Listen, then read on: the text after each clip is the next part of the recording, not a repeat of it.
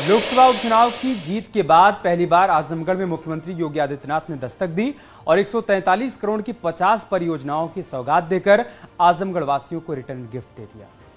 जाहिर है उपचुनाव के बाद से समाजवादी पार्टी का गढ़ माने जाने वाला आजमगढ़ में समाजवादी पार्टी अलग थलग नजर आ रही है। नतीजा ये हुआ कि बीजेपी की निरहुआ बाजी मारते नजर आई। जाहिर है कि बीजेपी इस जीत को 2024 में भी बरकरार रखना चाहेगी और यही वजह है कि जब सीएम योगी आजमगढ़ पहुंचे तब विकास की रफ्तार पर जोर दिया गया। आजमगढ़ की पहचान लौटाने की बात उन्होंने कही। इस दौरान मुख्यमंत्री ने कहा कि आजमगढ़ में जो प्रतिभा थी राजनीतिक संकीर्णता की वजह से खत्म हो गई। आजमगढ़ के नौजवानों के सामने पहचान का संकट खड़ा हो गया। आगे सीएम योगी आदित्यनाथ ने कहा कि हमें यहां से हार मिली, फिर भी हमने यहां विकास का काम किया। कोरोना काल में हमने आजमगढ़ में सेवा करनी नहीं छोड़ी और उसी का परिणाम है कि उपचुनाव में यहां की जनता ने भारतीय जनता पार्टी को अपना प्यार, अपना समर्थन दिया।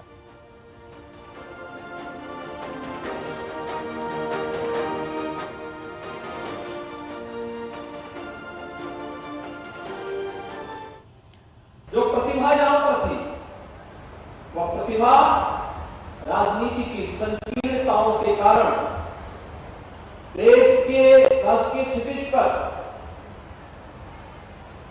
उन विभाजनकारी ताकतों का शिकार हो गई जिसने आजमगढ़ जैसे जनपद के नौजवानों के सामने पहचान का संकट खड़ा किया। याद करिए, आज से 5 वर्ष पहले जब आजमगढ़ का नौजवान आजमगढ़ के बाहर कहीं जाता था उसके सामने अपनी पहचान को छुपाने के लिए मजबूर होना पड़ता था।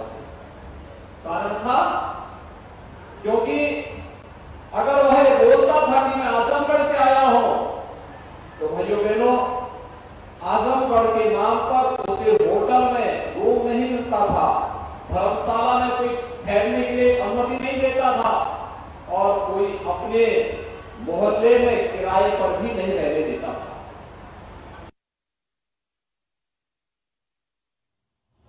आगे 2024 लोकसभा चुनाव है। माना जा रहा है कि सीएम योगी का दौरा और जीत के बाद आजमगढ़ को सौगात वहां के राजनीतिक समीकरण को तोड़ने के लिए बड़ा स्ट्रोक हो सकता है।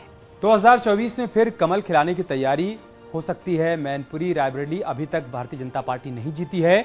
आजमगढ़, रामपुर सीट जीत से अब हौसला भारतीय जनता पार्टी का बढ़ गया है। लोकसभा चुनाव के लिए हर सीट पर नजर, 2019 में हारी हुई सीटों पर स्पेशल फोकस। वहीं आजमगढ़ क्यों अहम है ये समझना भी जरूरी है।